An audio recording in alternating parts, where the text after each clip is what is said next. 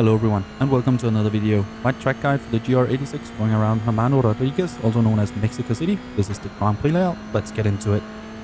The start-finish straight for this track is really long, as you can see. So of course there will be a lot of drafting and bump drafting all the way down to turn 1. You might even see 4 wide here because it is such a wide track. And for lap time, of course, getting out of turn 16 is really important because we have such a long straight.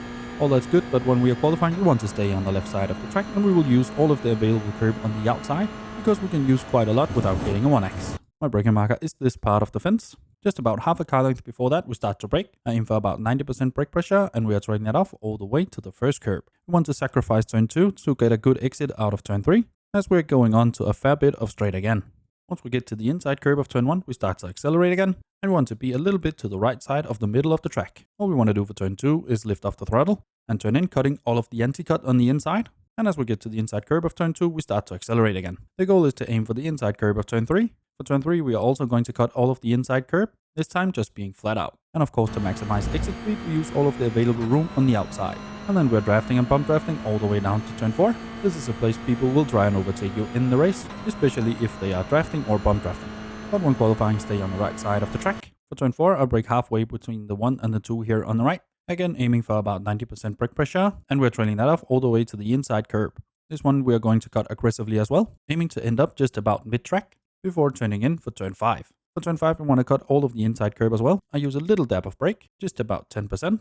Quickly on it, quickly off it. And just as I get close to the inside curb of turn 5, then we start to accelerate again. And we have a lot of room we can use on the outside on the curb, so make sure to use that to keep your exit speed high. We want to stay out here for turn 6. I don't have a clear braking marker for you, but we want to get close to the inside curb of turn 6. So this is where I brake. A quick hit to about 45%, trailing off all the way to the first curb. I'm not aiming to cut any of these curbs. That's because we have quite a lot of track we can use on the exit. Once I get to the first inside curb of turn 6, I start to accelerate again. Getting close to the second one as well, and using all of the available room here on the outside to maximize exit speed. Then we want to get back to the right side of the track for turn 7. For turn 7, we don't have to brake at all. What we want to do is use the entry curb here, and I turn in once I start to lose the wall here on the left. Once we turn in, we want to lift off the throttle just a little bit. I go to just about 30%. Once I start to get close to the inside curb, I start to accelerate again.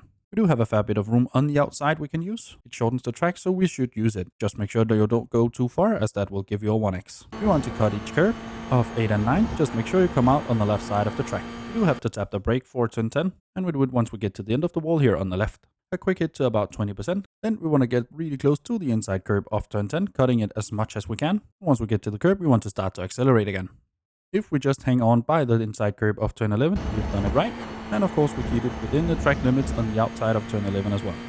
Now we want to shorten the distance all the way down to turn 12, and we want to get as close up to the wall on the left side as we can.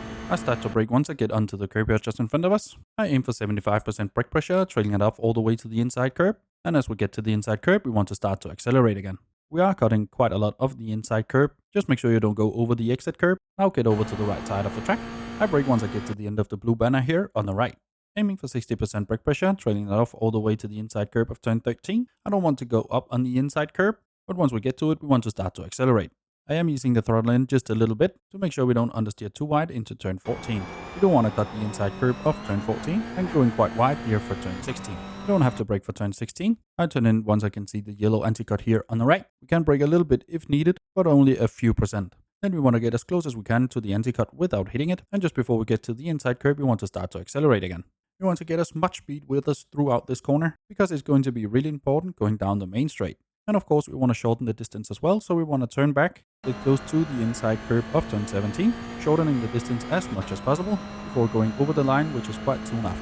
That's my lap in the Toyota GR86 going around Hermanos Rodríguez, the Grand Prix layout, of a time of 1:59.9. Hopefully you found this one useful. If you did, leave a like down below, consider subscribing as well, and now for the uninterrupted hot laps.